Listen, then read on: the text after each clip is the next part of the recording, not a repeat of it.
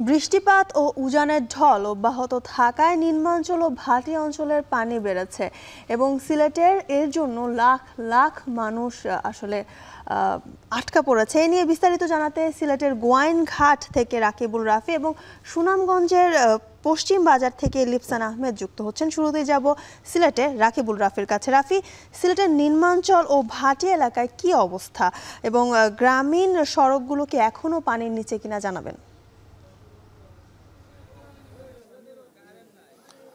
জ্যোতিকা, যেমনটা আমি যে জায়গায় দাঁড়িয়ে আছি আপনি দেখতেই পাচ্ছেন আমার পেছনে যে সড়কটা গিয়েছে আসলে গোয়াইনঘাটের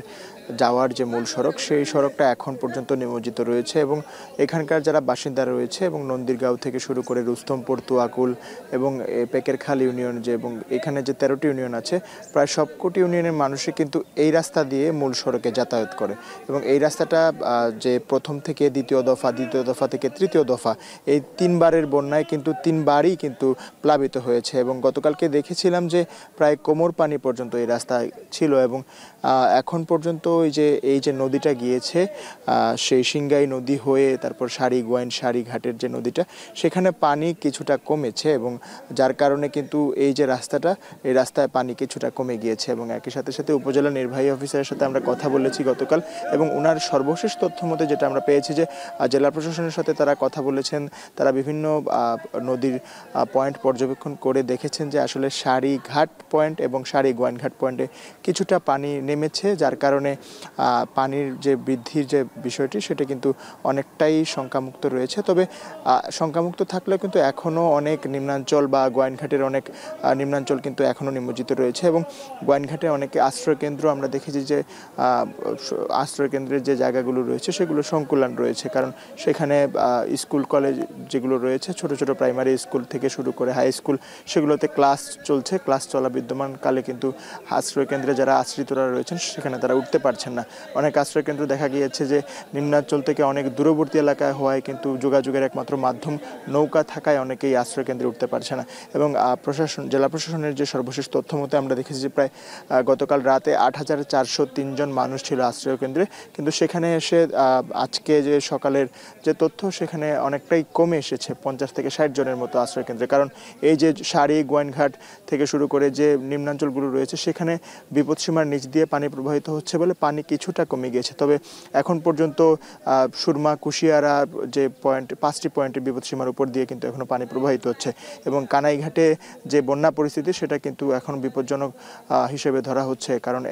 118 সেন্টিমিটার উপর দিয়ে বিপদসীমার উপরে পানি প্রবাহিত হচ্ছে এবং একই সাথে কুশিয়ারার অমলশিদেও 83 সেন্টিমিটার উপর দিয়ে পানি প্রবাহিত হচ্ছে এবং শেরপুর, ফেঞ্চুগঞ্জ পয়েন্ট, শেওলা পয়েন্ট, সেগুলোতেও কিন্তু বিপদসীমার উপর দিয়ে পানি প্রবাহিত হচ্ছে এবং এখানকার যারা বাসিন্দারা রয়েছেন তাদের সাথে আমরা কথা বলেছিলাম, তারা বলছেন যে ত্রাণ বা কোনো রকম সহযোগিতা একরকম অব্যাহত রয়েছে, কিন্তু তাদের যে সমস্যাটা হচ্ছে আসলে এই যে পানি ভেঙে বা নিম্নাঞ্চলে বা প্রান্তিক অঞ্চলে যারা রয়েছেন তারা পানি ভেঙে আসলে বাজার পর্যন্ত আসাটা তাদের জন্য দুরূহ ব্যাপার হয়ে যাচ্ছে এবং যারা বয়স্ক রয়েছেন, ছোট বাচ্চা রয়েছে, তাদেরকে আসলে এই যে নৌকা পারাপার থেকে শুরু করে পায়ে হেঁটে কোমর পানি পর্যন্ত এসে বাজারে নিয়ে আসা বা মূল সড়কে ওঠার জন্য যে পরিমাণ পরিস্থিতি দরকার সেই পরিস্থিতি কিন্তু এখন আর নেই এবং একই সাথে তাদের বিশুদ্ধ পানির অভাবও রয়েছে এবং শুকনো খাবার যেগুলো সরবরাহ করার কথা সেগুলো অনেকেই পাচ্ছেন না বলে জানিয়েছেন। তো বলা যায় যে আসলে বন্যা পরিস্থিতির যে অবনতির দিকে এগোচ্ছে, অনেক জায়গায় পানিও ধীরে ধীরে কমতে শুরু করে দিয়েছে এবং বৃষ্টিপাতও কিন্তু এখন পর্যন্ত বন্ধ রয়েছে। তো এই ছিল আমার কাছে সিলেটের বন্যা পরিস্থিতির সর্বশেষ খবরাখবর। জ্যোতিকা, ধন্যবাদ রাফি। এবার জানতে চাই লিপসানের কাছে। লিপসান, পাহাড়ি ঢল তো কমেছে, পরিস্থিতি কতটা উন্নতির দিকে?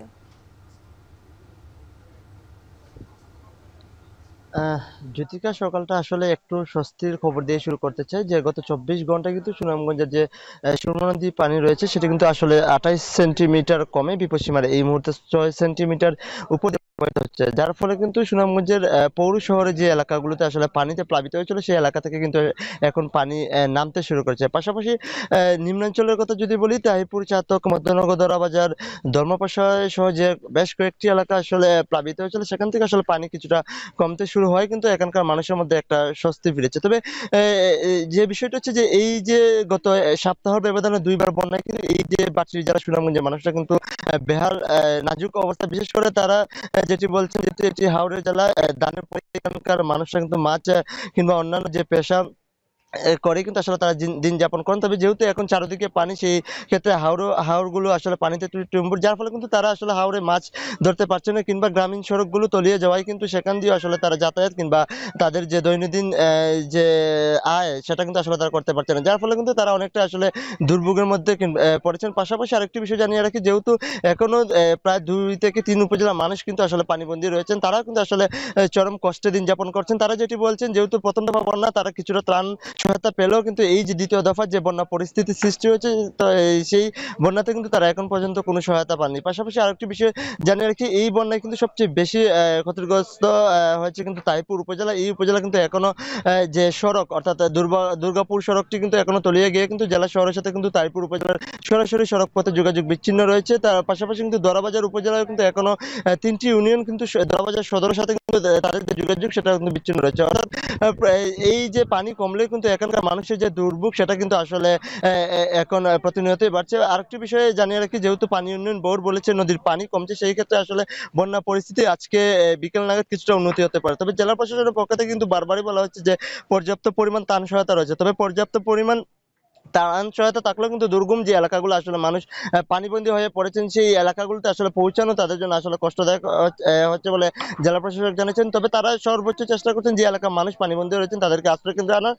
এমনকি তাদেরকে যে ত্রাণ সহায়তা সেটা দিয়ে আসলে সহায়তা করার। তো এই ছিল সুনামগঞ্জ থেকে বন্যা পরিস্থিতির সর্বশেষ।